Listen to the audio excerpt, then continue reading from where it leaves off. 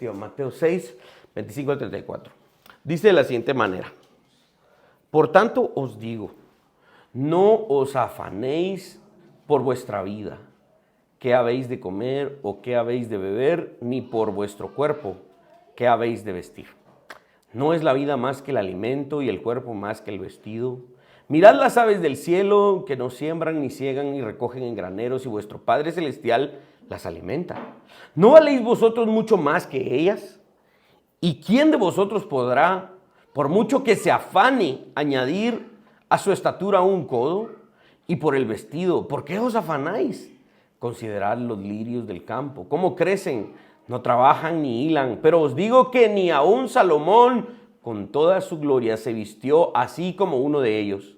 Y si la hierba del campo, que hoy es y mañana se echa en el horno, Dios la viste así, ¿no hará mucho más a vosotros, hombres de poca fe?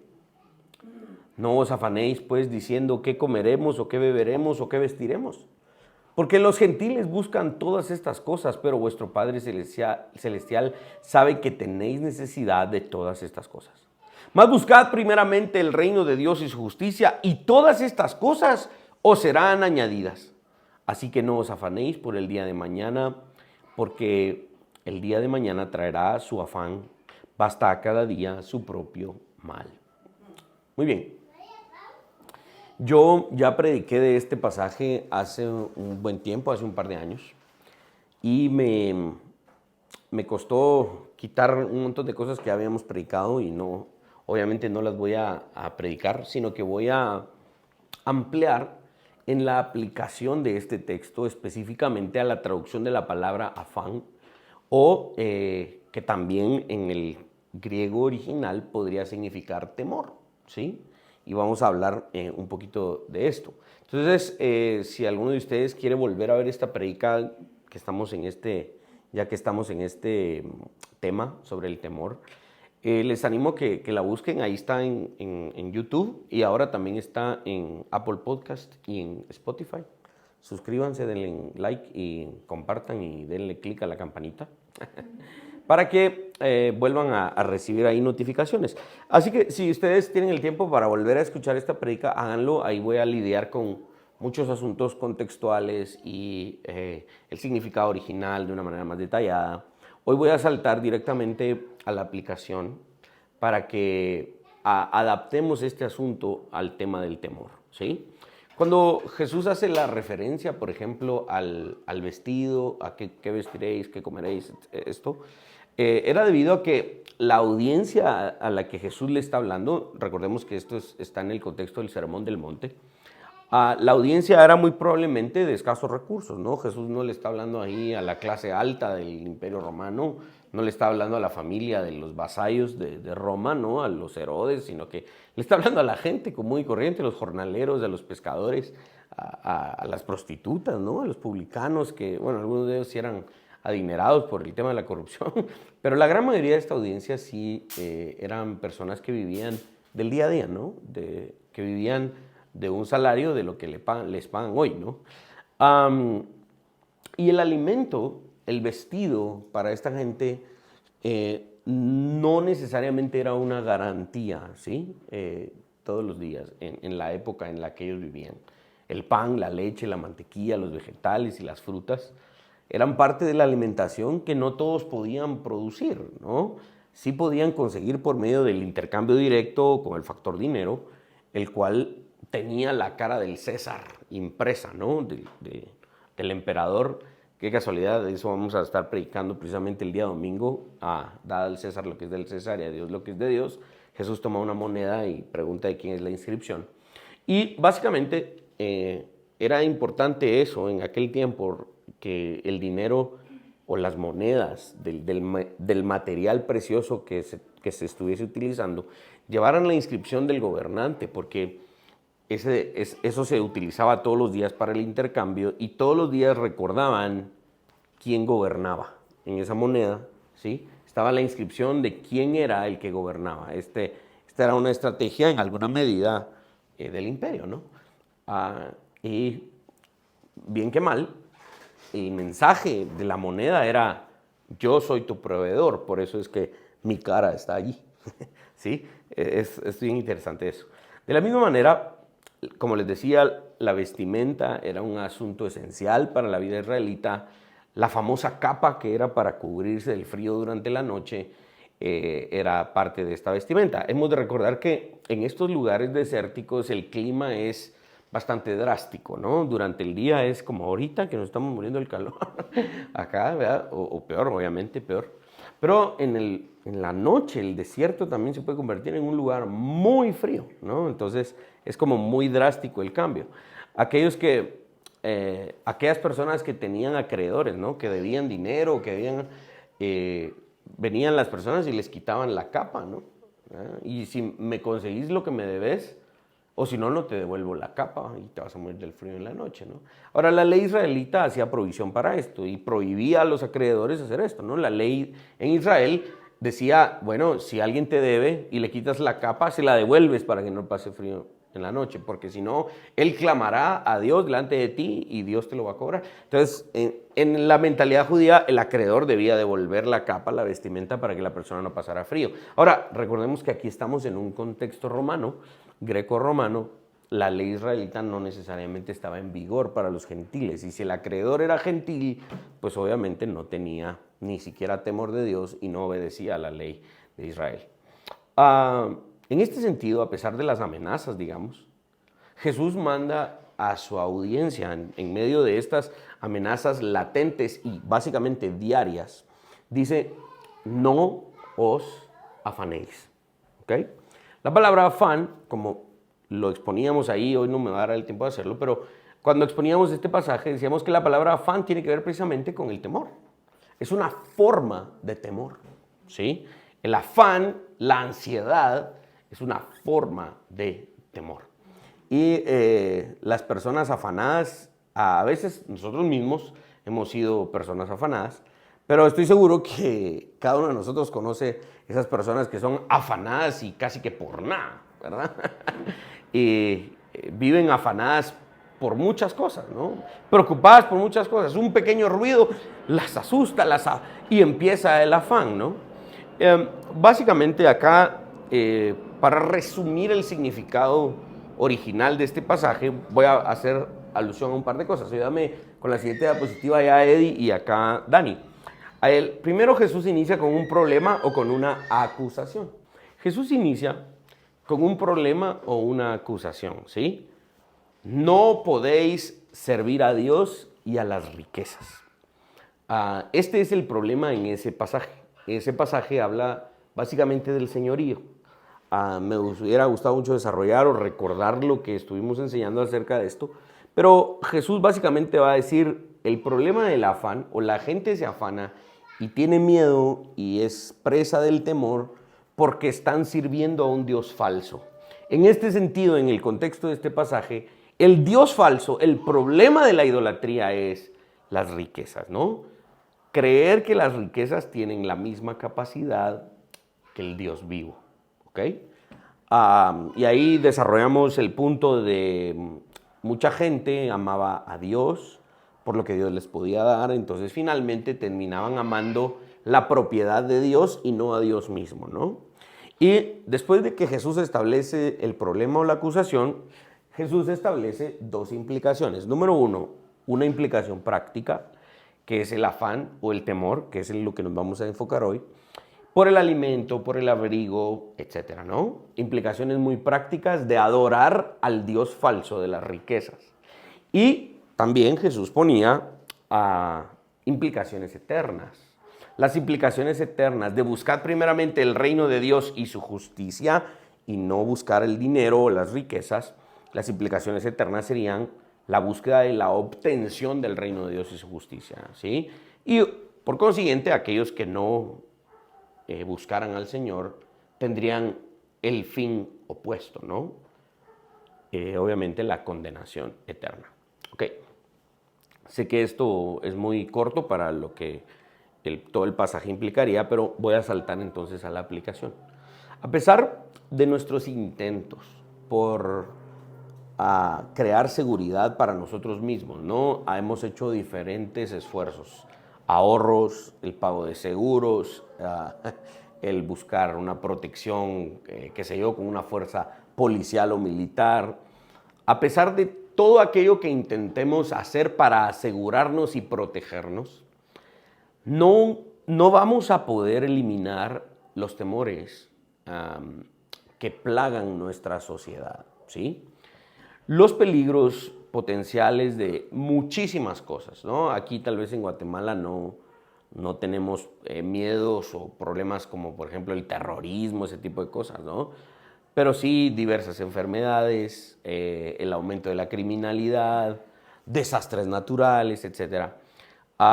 Todos estos asuntos nos bombardean a diario, haciendo imposible escapar tristemente de nuestra cultura de temor. Es curioso de verdad que aunque la gente no lo manifieste, la gente generalmente tiene muchos temores. ¿Sí? Es por eso que yo decidí finalmente empezar a hablar sobre este tema y he empezado a encontrar literatura y un montón de cosas que hablan de esto. Porque tristemente, aunque no nos gusta y generalmente no lo proyectamos, los temores tristemente son parte de la vida de mucha gente. ¿Saben? Adivinen cuál es el temor más grande, según una encuesta realizada en los Estados Unidos. El temor más común que la gente tiene en los Estados Unidos es hablar en público. Curiosamente, ¿verdad? Es algo que algunos de nosotros diríamos, agarras el micrófono y hablas, ¿va? Ahí cualquier chara te inventás. Algunos de nosotros diríamos eso, ¿ves? Pero y curiosamente la gente, es el temor más común que la gente tiene, ¿verdad? Ahora, el miedo no es nada nuevo. La gente siempre ha encontrado algo a lo que temer.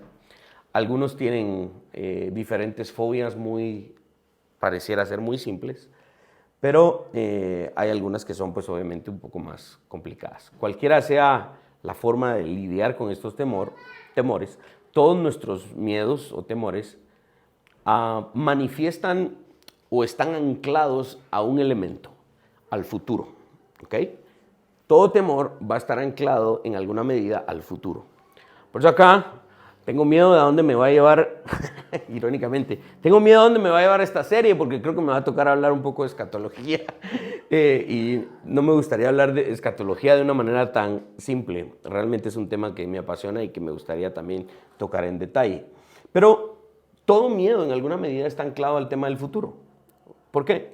Porque todo temor no es a lo que me pasó, sino que si ya me pasó, me puede volver a pasar.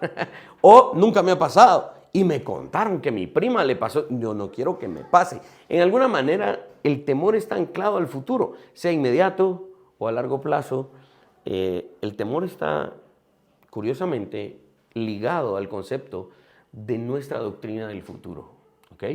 En términos muy prácticos y también a gran escala o a largo plazo, finalmente, nuestra doctrina de la providencia, nuestra doctrina del reino de Dios y nuestra esperanza acerca de los eventos futuros son elementos que todavía yo no he trabajado mucho en esta iglesia.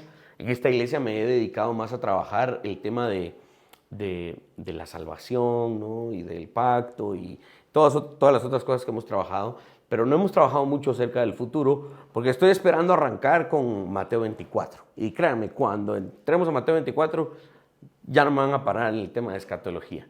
Pero quiero ligar ahorita este punto y piénsenlo, es muy simple, ¿no? El futuro es un asunto, aunque sea a mediano plazo, a corto plazo o a largo plazo, está ligado a los temores de mucha gente. Jesús conoce nuestra tendencia al temor y es por eso que en muchas ocasiones encontramos la frase no temas.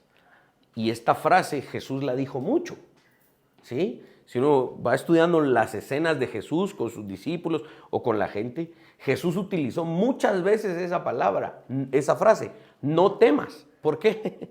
Porque tristemente una de las cosas que caracteriza a los no creyentes y tristemente al creyente es el temor, ¿sí? Miren lo que dice Lucas capítulo 12, verso 32. Ahí dame allá con la diapositiva Eddie y aquí Dani. Dice, no temáis, manada pequeña, porque a vuestro Padre le ha placido daros el reino. Okay. Voy a decir algo que es muy simple decirlo y puede ser que es muy... No puede decir lo que es cierto, es muy difícil vivirlo. Digamos que la Biblia nunca nos hubiese dado más información acerca del futuro. Digamos que la Biblia nunca nos hubiese hablado acerca de la segunda venida de Cristo, no nos hubiese hablado acerca del desarrollo del reino de Dios, no nos hable acerca, digamos que la Biblia no nos hablara acerca de la resurrección de los muertos, del juicio final. Digamos que la Biblia no nos hubiese hablado de nada de eso. Un pasaje como este, un verso como este que acabamos de leer, debería de haber sido suficiente para ver al futuro.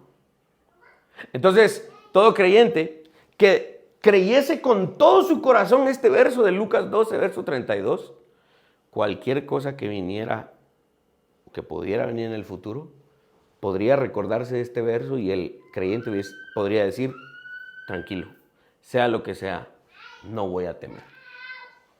Pero tristemente no es así. ¿Sí?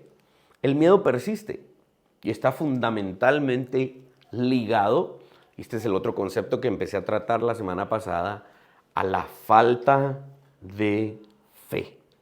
¿Sí? De hecho, el pasaje que leímos hoy tiene estos dos elementos. El afán como la consecuencia de la falta de fe. ¿Sí? Por eso Jesús, como lo estoy diciendo en el pasaje de hoy, nos ordena a no tener afán, inseguridad, temor por lo que nos depara el futuro, ¿sí? No preocuparnos de manera pecaminosa por el futuro. Si Dios se preocupa por los pájaros, por las flores, aspectos, digamos, en alguna medida de menor valor que la vida humana, si Dios se ocupa de esas cosas, ciertamente, dice Jesús, hará más por vosotros, hombres, ¿qué dice? De poca fe.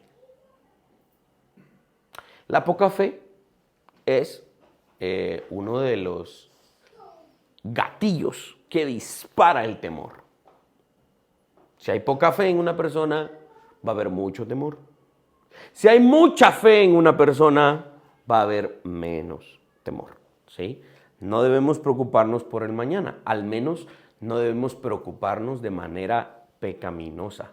¿Por qué? Porque nuestro Padre, dice Jesús, que se ocupará de eso. Hay un escritor que se llama David Chilton, lo vamos a estar utilizando mucho cuando entremos al tema del sermón del Monte de los Olivos.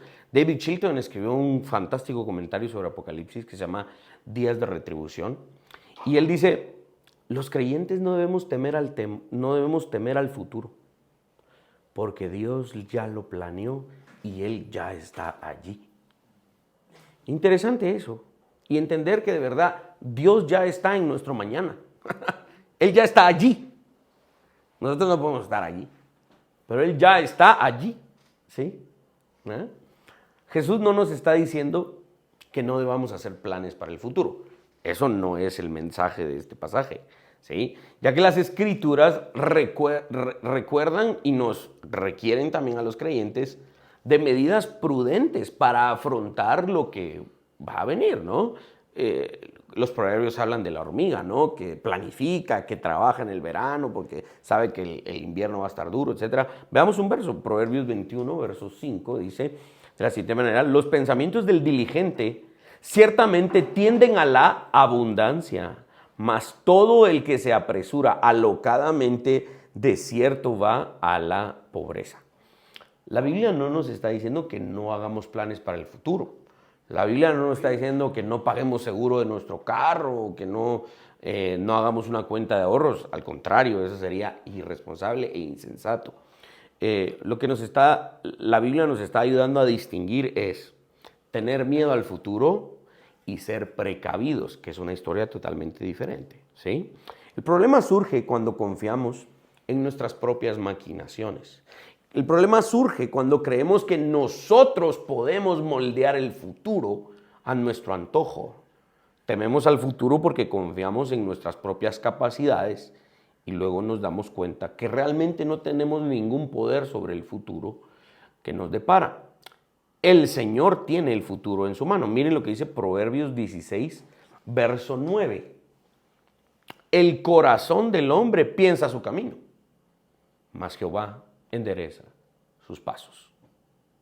Es el hombre el que dice, voy a ir por aquí, voy a hacer esto mañana, voy a hacer... Aquí, para no extenderme, no puse aquella parábola que Jesús cuenta de aquel hombre que dice, mis graneros, tan grandes mis graneros, los voy a hacer más grandes y voy a hacer esto y lo otro. Y Jesús dice, necio, no sabes que hoy mismo vienen por tu alma. ¿Sí? Cuando el hombre piensa en el futuro de acuerdo a sus propios poderes, a sus propias maquinaciones, va a fracasar. Debemos confiar que en el futuro Dios está allí y lo ha moldeado primero para su gloria y luego para nuestro beneficio, para nuestra seguridad. Dios no nos promete una vida libre de problemas, esto lo hemos tratado algunas veces, pero sí promete estar con nosotros incluso en esa vida de problemas. Hoy debemos tomarnos un tiempo para considerar finalmente dónde ponemos nuestra confianza. ¿Nos adaptamos bien cuando las cosas no salen de acuerdo a lo planeado?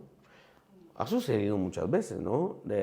Yo, por el tema de la clase de liderazgo y todo lo que tengo que dar allá en el instituto, pues busco la forma de poner en práctica algunos de estos elementos, ¿no? Y tengo mis aplicaciones en el teléfono para ¿cómo se llama? La cosa de tareas, y las personas que están bajo mi cargo, ¿no? Les asigno tareas y esto. Bueno, y si la otra semana va a tocar esto, el próximo mes va a tocar esto. Entonces intento planificar.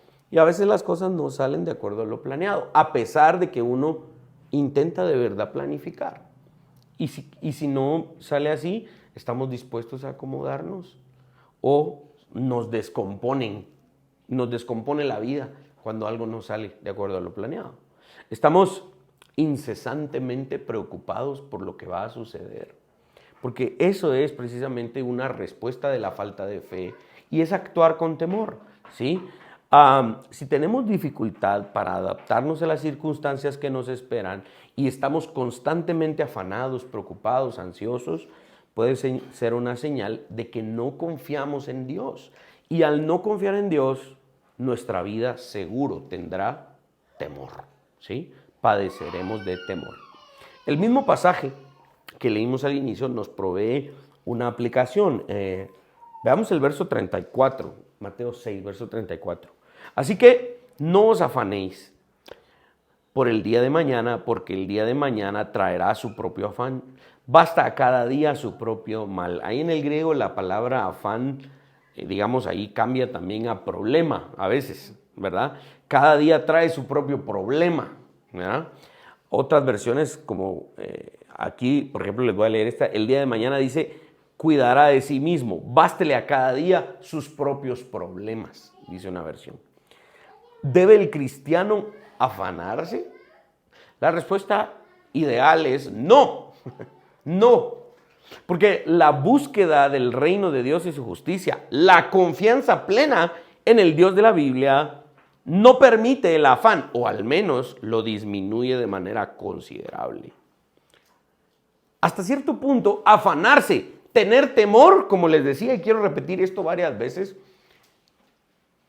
tener temor está prohibido para el cristiano, ya que esto es producto de la incertidumbre, la falta de fe, lo cual es todo lo contrario. Y sin fe es imposible agradar a Dios. ¿Ven cómo es una cadenita que se va degenerando hasta que nos convertimos en incrédulos? Si yo vivo afanado, preocupado por lo que va a suceder el día de mañana y no tengo confianza en Dios, entonces lo que tengo es incertidumbre. Eso significa falta de fe. Y si tengo falta de fe, entonces es imposible agradar a Dios. Y si no estoy agradando a Dios, vengo a ser como un incrédulo. Es una cadenita degenerativa, ¿no? Que tenemos que aprender a observar. Aquel que se afana, repito, es un hombre de poca fe, una mujer de poca fe. Y ojalá no llegue a ser un hombre o una mujer sin fe. Porque en ese caso, pues, obviamente, ha apostatado o salido del cuerpo de Cristo. La lectura del pasaje de hoy debe proveernos todo lo contrario al afán. ¿Qué es lo contrario al afán? Certeza. Algunos dirían, sí, Si el afán es temor, entonces lo contrario es no temor. Pero realmente acá estamos tratando con el afán versus la certeza. ¿Y qué es la certeza, mis hermanos? La fe. La fe en Jesucristo. Esa misma fe que ustedes tuvieron cuando dijeron, Jesucristo, te reconozco como Señor y Salvador.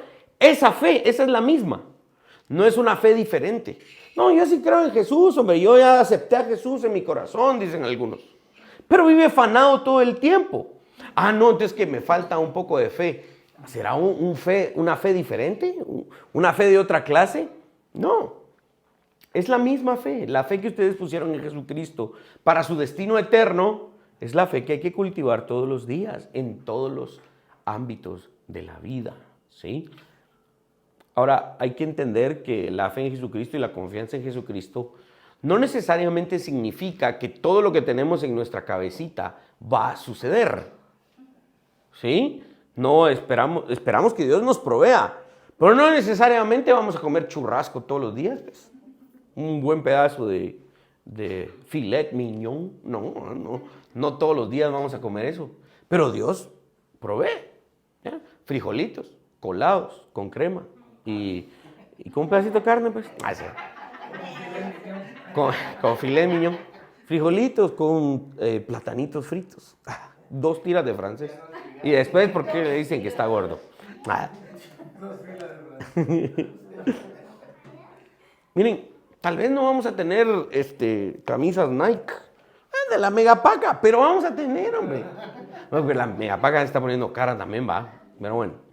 Pero pues no vamos a andar desnudos, pues. Vamos a tener para cubrirnos. Esa es una de las cosas que hablábamos cuando desarrollamos el significado original de esto. Cuando Jesús decía, ¿acaso no ven a los lirios del campo que vuestro Padre los viste? Jesús estaba diciendo, la vida es más importante que la ropa.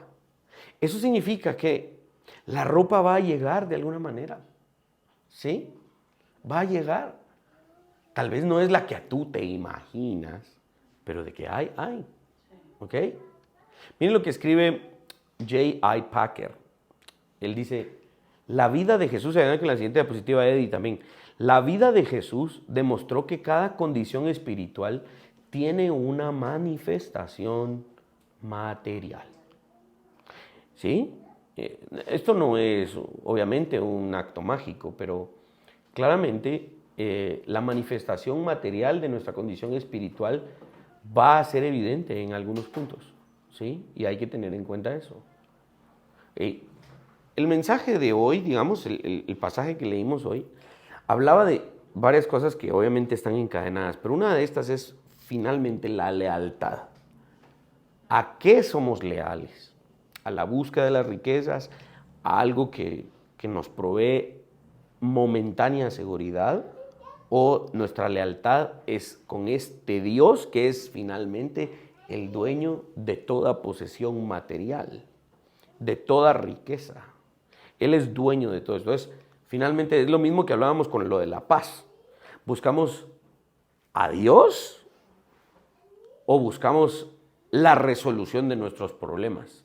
Es que queremos la resolución de nuestros problemas, por eso buscamos a Dios. Una vez nos resuelvan nuestros problemas, estamos contentos. Pero ¿qué pasa si Dios no los resuelve?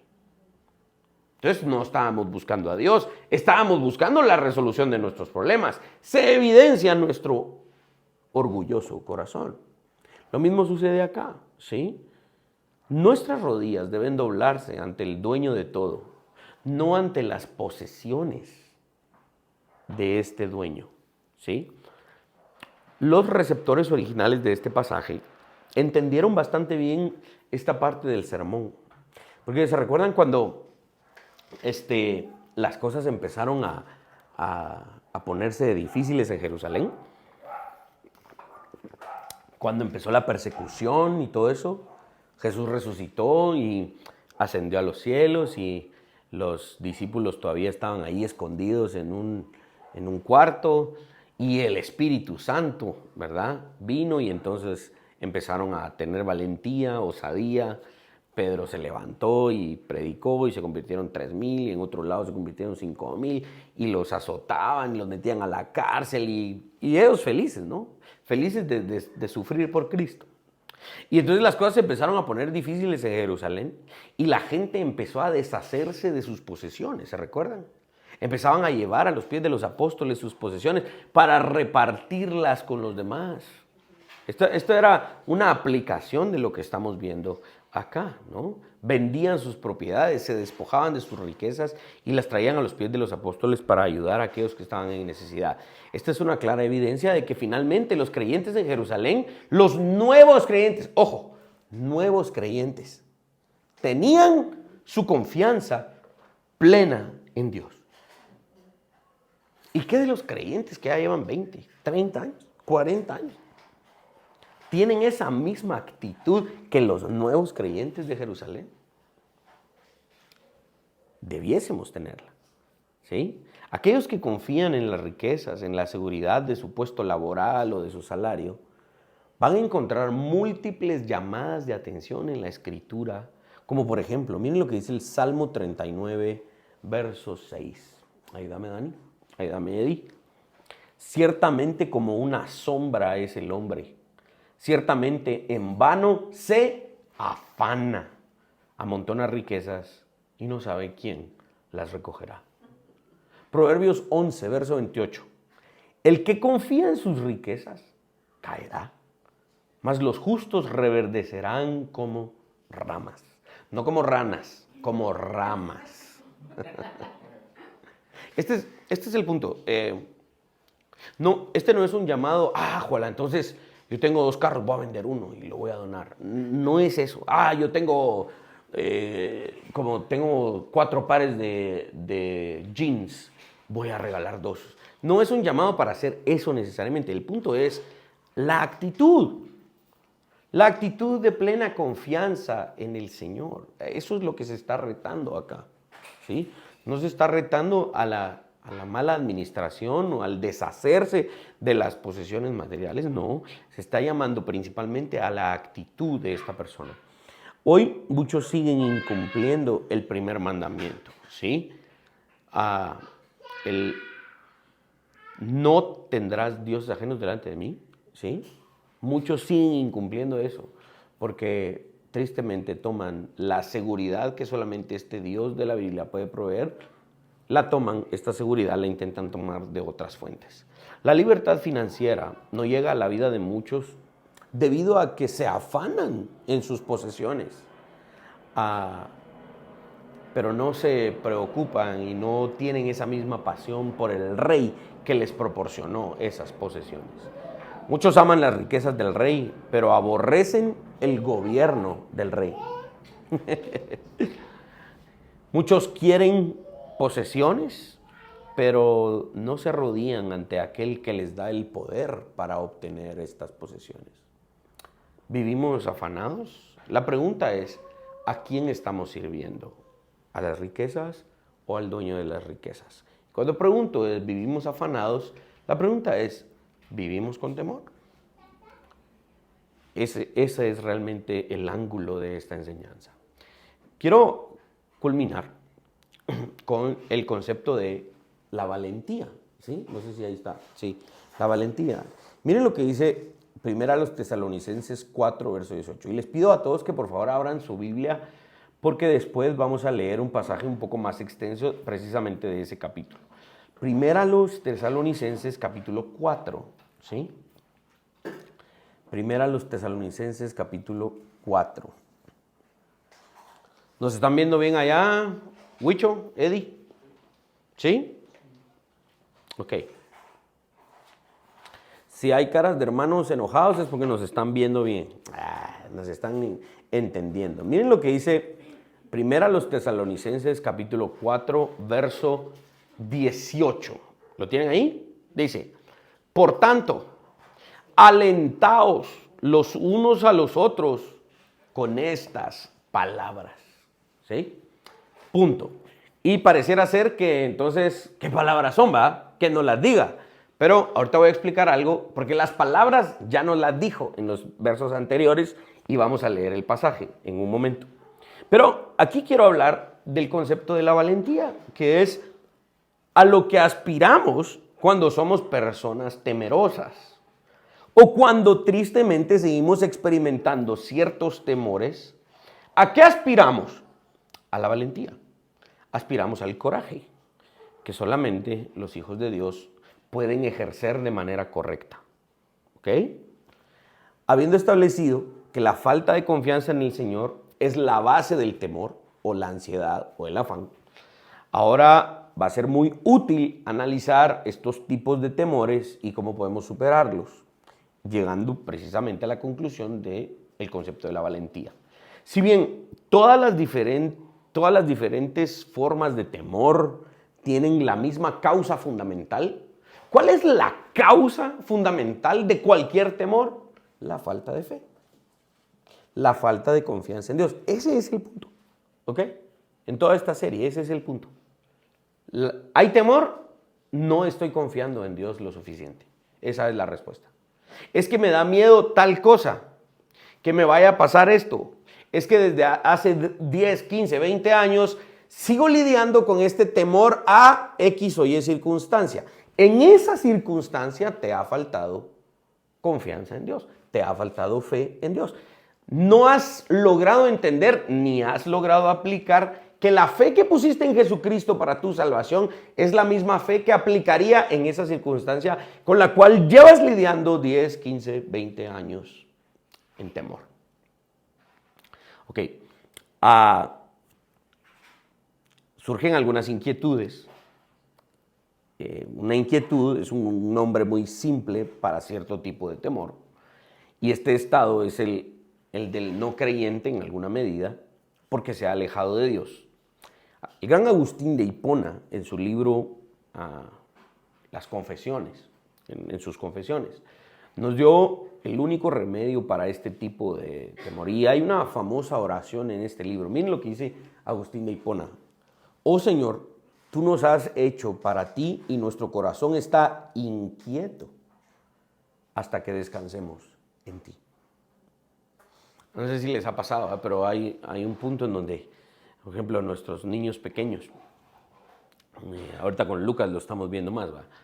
Y que de repente empieza a llorar y empieza a hacer esto, empieza lo otro, vaya, y se calma un ratito y vuelve. ¿Y qué quiere, va?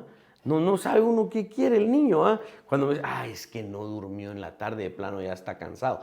Pero él quiere seguir jugando, pero ya está cansado, ¿no? Hasta que uno lo obliga a dormir, deja esa inquietud, ¿sí? Eso es básicamente lo que nos está diciendo aquí Agustín de Hipona. Si no hay fe en Jesucristo, si no creemos en Jesús como Salvador, ninguna persona podría tener paz. Y este verso lo trabajamos hace 2 domingos, si no estoy mal, o el domingo pasado, no me recuerdo, Romanos 5, verso 1, ayúdame con la siguiente diapositiva. Justificados pues por la fe, tenemos paz para con Dios por medio de nuestro Señor Jesucristo. Los otros temores que son muy comunes entre los cristianos, muchas veces tienen el elemento de ser objetivos, ¿no? ¿A qué me refiero? A que tienen una causa concreta. Por ejemplo, cuando alguien dice, es que yo le tengo miedo a las culebras, a las serpientes. Sí, pues, si se aparece una serpiente, ahí está el temor, va. Le tengo miedo a las cucarachas, y las que vuelan, y las que son blancas. Qué sé yo, pero los temores son como muy objetivos, ¿no? Digamos, tienen una causa muy concreta. La mejor manera de lidiar con esos temores es confrontarlos generalmente, ¿no? Confrontarlos y estar dispuestos a enfrentarlos y soportar la presencia de ese objeto o lo que ese objeto podría hacer. Preferiblemente con otras personas que nos animen en el Señor. Y eso es a lo que vamos, a lo que leímos ahorita en 1 Tesalonicenses 4. La valentía, el coraje. Una de las formas en la que lo podemos cultivar, y de hecho la vía bíblica o el camino bíblico para cultivar la valentía y el coraje, es con nuestros hermanos. Que entre nosotros nos alentemos con las palabras de esperanza. Y ahorita los vamos a leer en un ratito. El ánimo, obviamente, viene del Señor. Pero el Señor utiliza a nuestros hermanos y a nuestras hermanas para alentarnos, para darnos coraje y valentía. Muchas personas deben lidiar o aprender a lidiar con el temor y la ansiedad, digamos de manera generalizada, aunque no tengan una provocación obvia, ¿sí? Este es el tipo de temor que puede provocar tristemente reacciones muy malas, ¿no? Como ataques de ansiedad, etc. Hay que buscar consejo, ¿sí? Buscar consejo del pastor, de amigos, de hermanos más avanzados en la fe que nosotros para ayudarnos a discernir cuáles son las causas de nuestros temores objetivos. La valentía es finalmente uno de los elementos que se contraponen al miedo. Una persona que tiene fe es una persona valiente. Una persona que confía en Dios es una persona valiente, ¿sí? Es una persona con coraje. Y una persona valiente actúa a pesar de que algo pueda provocar temor, ¿sí? No hay nada especial en hacer aquello que uno no teme, ¿sí? Yo no temo hacer ciertas cosas, ¿verdad? Por ejemplo, a mí me parecía, tal vez por mi trabajo, ¿no? que hablar en público es un asunto para mí tal vez un poco más sencillo por lo que hago. Cuando alguien me dice es que yo le tengo miedo a hablar en público, a mí tal vez eso no me parece tan complicado. Entonces cuando yo digo, mírame, yo voy a hablar en público, dame el micrófono y lo hago. ¿Qué de especial tiene que yo haga lo mismo que hago todos los días? Nada, si no le tengo miedo a eso, pues no hay nada especial. Pero hay mucha valentía y mucho mérito, si lo quieren ver así, no en el término salvífico, pero sí hay un gran mérito en que una persona enfrente sus temores y lo haga, porque confía en Dios y confía que puede hacerlo. Por lo tanto, debemos estimularnos los unos a los otros en este aspecto, ¿sí? Debemos estimularnos a hacer estas cosas. Esto es vital en el ministerio cristiano. Vamos a notar que se fomenta la ayuda de unos hacia los otros cuando entendemos estos conceptos y cuando enfrentamos temores específicos. Cuando el Señor nos rescató del pecado, no nos rescató para vivir una vida aislada, ¿sí? No nos rescató para estar conectados a Zoom todos los días, no. Nos rescató para salir a la calle y hacer las cosas, ¿no? Compró una iglesia con su propia sangre y por lo tanto debemos de vivir esa vida enfrentando al mundo. El mundo puede ser un lugar muy aterrorizante en algún momento, pero la iglesia de manera individual y colectiva está llamada a enfrentar el mundo, un lugar que a veces puede ser atemorizante. No podemos vivir la vida cristiana solos, como dice Pablo. Debemos tener relaciones los unos con los otros en las que nos animemos mutuamente a confiar en Dios. Y ahora sí, les dije que tuvieran su Biblia abierta y veamos primera a los Tesalonicenses 4 otra vez. Pero ahora vamos a leer desde el versículo 13 hasta el verso 18. Y acá voy a intentar de verdad, voy a intentar duro, no meterme al tema escatológico. Este pasaje es eminentemente escatológico, pero en la aplicación es lo que hoy estamos hablando, ¿no? Dice primero a los Tesalonicenses 4, versos 13 al 18. Tampoco queremos, hermanos, que ignoréis acerca de los que duermen, para que no os entristezcáis como los otros que no tienen esperanza. Porque si creemos que Jesús murió y resucitó, así también traerá Dios con Jesús a los que durmieron en él. Por lo cual os decimos esto en palabra del Señor, que nosotros que vivimos, que habremos quedado hasta la venida del Señor, no precederemos a los que durmieron, porque el Señor mismo con voz de mando, con voz de arcángel y con trompeta de Dios descenderá del cielo, y los muertos en Cristo resucitarán primero.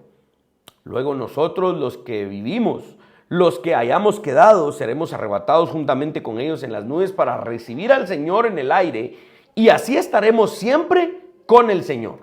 Y ahora sí, el verso 18.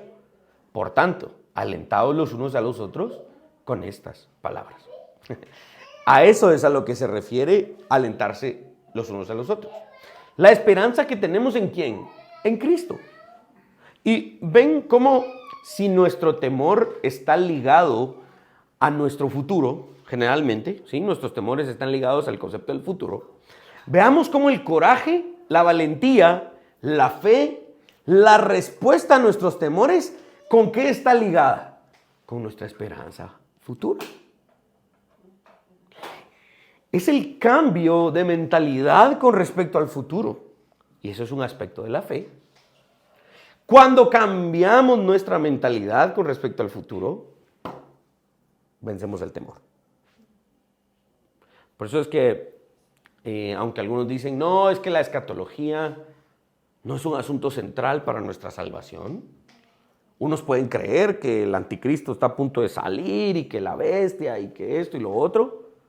Y algunos creemos que no, que esto tiene una interpretación diferente, ¿verdad? Sí, somos hermanos en Cristo.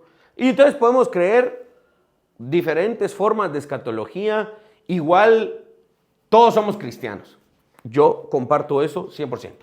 Yo creo que en el cielo voy a encontrar muchos hermanos dispensacionales, voy a encontrar muchos hermanos premileniales, amileniales, voy a encontrar muchos hermanos, ¿verdad? Creo que la mayoría vamos a ser postmileniales. Pero, aunque sí, en efecto, nuestra visión del futuro no es un elemento central para nuestra salvación, sí es un elemento central para nuestra vida hoy. Porque la forma en la que vemos el futuro es la forma en la que vivimos hoy. La forma en la que yo vea el futuro es la forma en la que yo voy a construir hoy. En el instituto que yo tengo el privilegio de dirigir, hay unos hermanos de Huehuetenango que pues eran de estos, ¿no? Dispensacionales y que la bestia y que el anticristo y que la gran tribulación y que eclipse que anunciaban, prepárense porque Cristo va a venir y toda esa onda, ¿no? Siempre. Llegaron al instituto, recibieron nuestra capacitación sobre escatología y cambiaron su mentalidad. Y después, tiempo después, como no sé, 1 año, 2 años después, nos mandaron un video.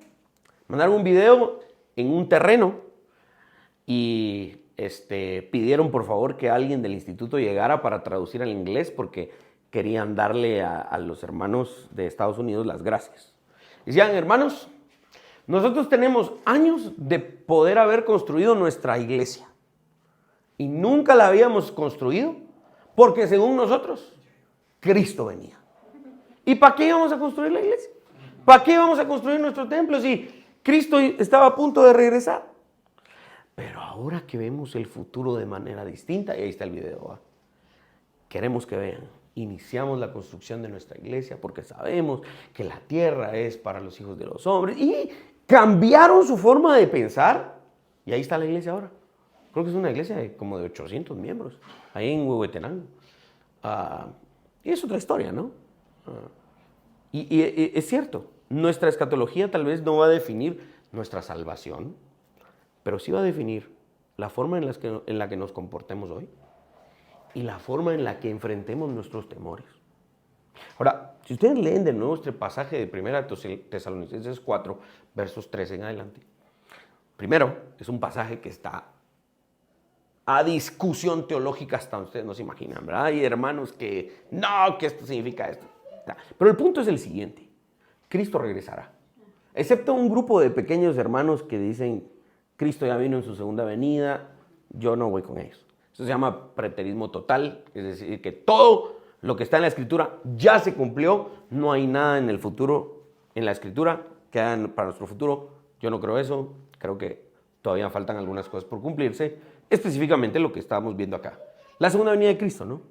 La resurrección de los muertos, el juicio final, etcétera, etcétera, ¿no? Los nuevos cielos y nueva tierra, toda esta cosa que vamos a explicar obviamente en detalle cuando lleguemos a eso. Pero, ¿qué es lo que dice acá primera a los Tesalonicenses 4? Está detallando una esperanza fantástica y maravillosa de victoria, en donde yo ahí en ningún espacio veo lugar para el temor. A menos que yo sea creyente, que yo sea incrédulo, perdón, me daría miedo. Pero ahí no hay temor. Al contrario, por eso Pablo dice, aliéntense, estimúlense a ser valientes y llenos de coraje hoy, porque miren lo que nos espera. Así como tus temores están anclados a tu mala visión del futuro, la resolución de tus temores o o la victoria sobre tus temores está íntimamente anclada a tu esperanza victoriosa. Por eso aquí creemos en el reino de Dios como una realidad presente y que está avanzando al punto de llegar a conquistar todas las áreas de la sociedad. Y somos una iglesia que tiene una escatología eminentemente victoriosa. Vamos a tratar eso después.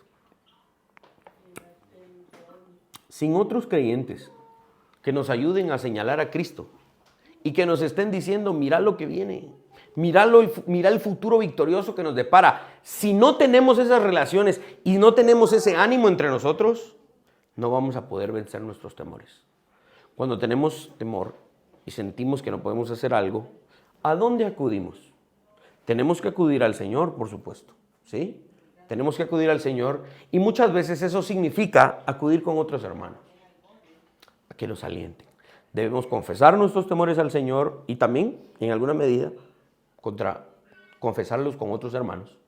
Pero recordarnos que a menudo Él es quien nos fortalece y nos enseña cómo enfrentar nuestros temores a través de las palabras y las obras de los creyentes que también nos animan. Los cónyuges, los que tenemos el privilegio de estar casados, debemos de estar dispuestos y debemos cultivar esto. Estimular a nuestra pareja a no temer al futuro, a no tener miedo. Los hombres necesitan a otros hombres que los apoyen y las mujeres a otras mujeres que les apoyen. Y hagamos lo que podamos hacer para estimular a la valentía a nuestros hermanos. Amén. Espero que esto les ayude y les bendiga.